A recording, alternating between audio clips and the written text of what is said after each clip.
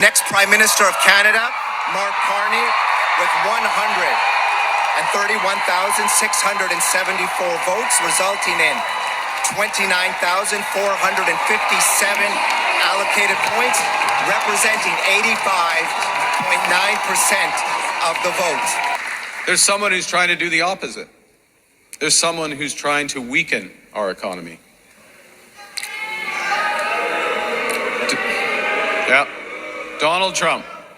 America is not Canada. And Canada never, ever will be part of America in any way, shape, or form.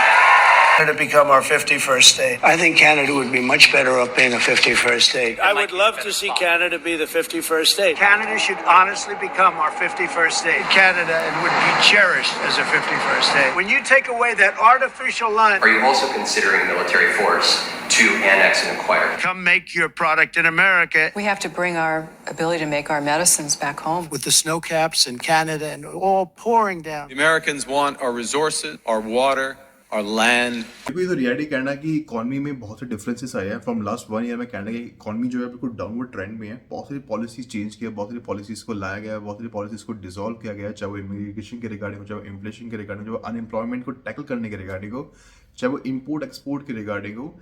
तो Canada का PM जरूर change हुआ है, लेकिन जो policies है वो वैसी की वैसी है। अभी कनाडियन गवर्नमेंट का सिर्फ सिंपल सा फोकस है कि हमें इलेक्शन जीतने हैं 2025 में, अक्टूबर के मंथ्स में होने वाले। We have to win the election by hook and crook. This is the reason उन्होंने जस्टिन ट्रूडो को रिमूव किया है and Mark Carney will be the new PM and everybody knows. But लेकिन बहुत लोगों के माइंड में ये क्वेश्चन है कि after coming to the power, जो Mark Carney he will do something great in terms of immigration, in terms of economy. But अगर मैं रियलिटी कहूँ, जस्टिन ट्रूडो 1.0 है and Mark Carney is a brother of Justin Trudeau in terms of policy making, in terms of economy को handle करना। अगर आप उसकी past का एक्सपीरियंस देखोगे, पास्ट की जो उसकी स्ट्रैटेजी है, it's just like Justin Trudeau. उन्होंने कोई बेनिफिट नहीं किया। अगर आपको मैं रियलिटी कहूँ ना, फ्रॉम लास्ट 10 ईयर्स में कनाडा की इकोनॉमी डाउनवर्ड ट्रेंड में गई है हर चीज़ के लिहाज में, चाहे वो इमिग्रेशन के रिगार्डिंग हो, चाहे वो इन्फ्लेशन के रिगार्डिंग हो, चाहे वो रियल एस्टेट के रिगार्डिंग हो। कनाडा में ज़्यादा से ज़्यादा कितनी तरह की इंडस्ट्रीज है, 4 या 5, चाहे वो सिर्फ इंश्योरेंस है, रियल एस्टेट है, इमिग्रेशन है, और आपके पास ऑटोमोबाइल्स है। एंड ऑटोमोबाइल्स में भी जितने भी पार्ट्स होते हैं, इवन अगर रियलिटी कहूँ ना, अगर आपको मैं एक सिंपल सा एक ट्रेंड बताऊँ, सिंपल से एक स्टैट्स बताऊँ कि 90% जितने भी फैक्ट्री, वेयर हाउस है, जितने भी चीज़ें बनती है, फिनिशिंग गुड्स है, वो सारे कनाडा में इंपोर्ट होता है। चाहे वो इंडिया से हो, चाहे वो चाइना से हो, मैक्सिको से, USA. They are the biggest trading partner of Canada in terms of different industry के हिसाब से, चाहे वो एग्रीकल्चर हो, चाहे वो मशीनरी के रिगार्डिंग हो। बहुत लोगों के माइंड में क्वेश्चन है कि मार्क कार्ने तो आ गया, क्या इमिग्रेशन के रिगार्डिंग कुछ पॉलिसीज पॉजिटिव वे में इम्प्लीमेंट होगी? मेरे हिसाब से टिल अक्टूबर 2025 तक कुछ नहीं होगा। बट येस, थोड़ी बहुत पॉलिसी चेंज होगी।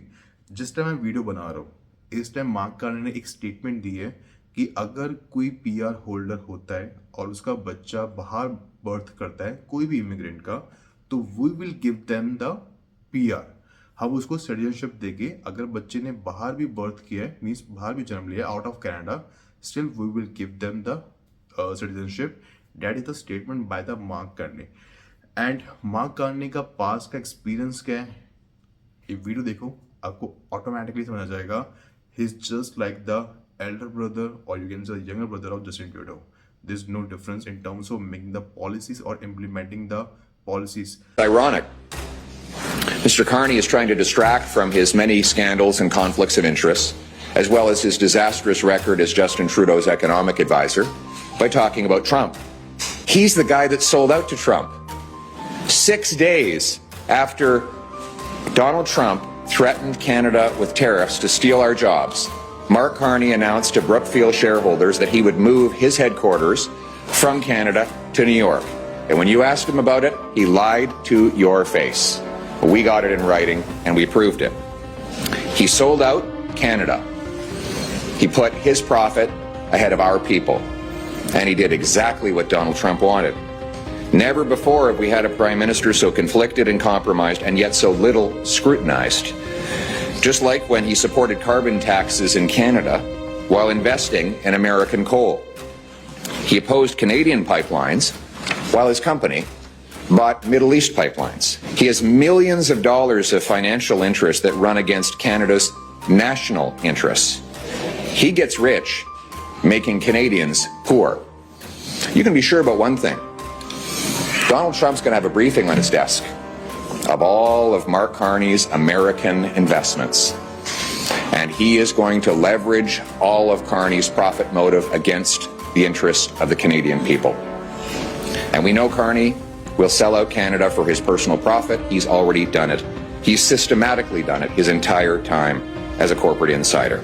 He's branding himself as the outsider, Yes. but he's not. This is the background of Mark Carney, okay? He went to Harvard and Oxford. Not a big deal, but again, elitist. He spent 13 years at Goldman Sachs. And then he ran the Bank of Canada and eventually the Bank of England. So you want to talk about elite bankers, top of the world, central banks? He ran 2 central banks. And then on top of that, he was a UN special envoy. Oh yeah, my favorite, chairing Brookfield Asset Management, one of the largest asset management company here. He served on the boards of Bloomberg, PIMCO, Stripe, and he belongs to exclusive clubs like the Group of 30, the Bilderbergs, the Peterson Institute for International Economics, and my favorite, the World Economic Forum. Oh, and by the way, his father ran as a liberal, so if you want to say that he was not involved politically, he ran as a liberal. And Mark Carney himself served as Trudeau's economic advisor. So you want to say he's an outsider? I mean, this is the most insider guy there is. अब बात करते हैं इन terms of immigration के regarding. बहुत लोगों के mind में question है कि आने वाले टाइम पे या इमिग्रेशन के रिगार्डिंग कुछ पॉजिटिव न्यूज़ आएगी। देखो मेरे हिसाब से अगर मैं आपको अपना ओपिनियन दूँ, अपना एक्सपीरियंस बताऊँ, in the month of October election जरूर है 2025 में कनाडा में, और conservative party might be win. अगर वो जीतती है तो वो इन टर्म्स ऑफ इमिग्रेशन के रिगार्डिंग वो रूल्स को टाइट करेंगे। then it would be very hard for you to get into the Canada, to get into the PR pathway unless if you're in the healthcare industry, skill-based industry, francophone industry, that means French-based industry या construction industry में हो। आपको मैं example देता हूँ। देखो policies तो देखो डिफरेंट बहुत स्ट्रिक्ट हो गई इन टर्म्स ऑफ अगर कंजर्वेटिव पार्टी आती है, अगर पीआर पॉलीवर आता है, अगर सेम गवर्नमेंट रहती है तो यस पॉलिसीज बहुत ज़्यादा ईजी हो जाएगी, आपके लिए पीआर लेना काफ़ी ईजी हो जाएगा। बट मैं आपको उसमें एक चीज़ कहना चाहूँगा, जस्ट इमेजिन मेरे पास ऐसी 10,000 से ज़्यादा फाइल्स है, 10,000 तो नहीं कहूँगा लेकिन 5-6 हज़ार तो कहूँगा, जो डॉक्टर्स की है, इंजीनियर्स की है, आईटी बैकग्राउंड की है, जिनका पास अच्छा एक्सपीरियंस है, इनके पास इवन मैनेजमेंट का भी अच्छा एक्सपीरियंस है, जिन्होंने मास्टर्स करी हुई अपनी होम कंट्री के अंदर, जिनका स्कोर बन रहा है 470, 480, 490, इवन 500 भी स्कोर बन रहा है, उनको पीआर नहीं मिल रहा। इवन तो उनके पास सीसी का एक्सपीरियंस नहीं है, कैनेडियन एक्सपीरियंस नहीं है, still they are not able to get the PR, but उनको पीआर मिल रहा है जो फ्रैंकोफोन कैटेगरी के आते हैं, जिनको सिर्फ फ्रेंच आती है और जिनका स्कोर 410, 420, 430 भी बन रहा है, इवन 450 भी बन रहा है, उनको पीआर दिया जा रहा है। एंड दूसरी मोस्ट इंपॉर्टेंट चीज़, आप कनाडा की इकोनॉमी का फ्यूचर इस हिसाब से समझ सकते हो, जिसे जब हम ट्रेड कैटेगरी के अंदर कुक को डाल देते हैं, हम कुक को पीआर दे रहे हैं। देखो मुझे उसमें कोई प्रॉब्लम नहीं है कि कुक को पीआर दी जाए ना दी जाए, जितनी भी इंडस्ट्री आप पे आ रही है कुक के अंदर, जितनी भी जॉब्स कुक के अंदर आ रही है, सबको पीआर मिलेगा। अगर आपका स्कोर 430, 440, 450 तक आ रहा है, you will get a PR very easily. But जो एक्चुअल में एक इकोनॉमी में मेजर रोल प्ले करते हैं इन टर्म्स ऑफ मॉनिटरी के हिसाब से कह रहा हूँ मैं, चाहे वो हेल्थ केयर के रिगार्डिंग हो, चाहे वो आईटी फील्ड के रिगार्डिंग हो, चाहे वो स्किल बेस्ड के रिगार्डिंग हो, लेकिन उनको पीआर इतना इजीली नहीं मिल रहा। इवन कंस्ट्रक्शन वालों को भी पीआर नहीं मिल रहा, और कंस्ट्रक्शन वालों को पीआर इसलिए नहीं मिल पाता बिकॉज वो अपना फुल टाइम 1 ईयर का एक्सपीरियंस नहीं शो कर पाते under the CC category. So you can imagine what is happening in the Canada economy right now, and मेरे हिसाब से it's a negative impact in the coming future also. और अभी भी from last 10 years and I would say last 5 to 7 years Canada की economy negative में ही जा रही है, डाउनवर्ड ट्रेंड ही जा रहा है, there is no positive news. और आप सोचो कि कनाडा में बहुत सारी अपॉर्चुनिटीज है, बहुत सारी जॉब्स है।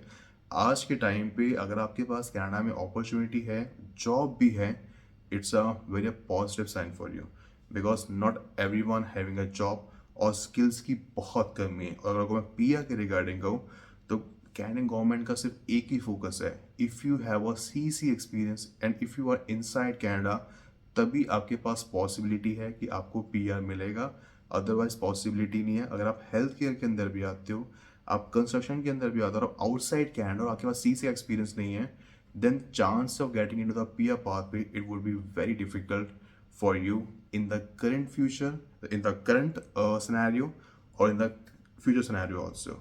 You will just get an opportunity to get into the PR pathway only and only if you have a CC experience or if you are inside Canada.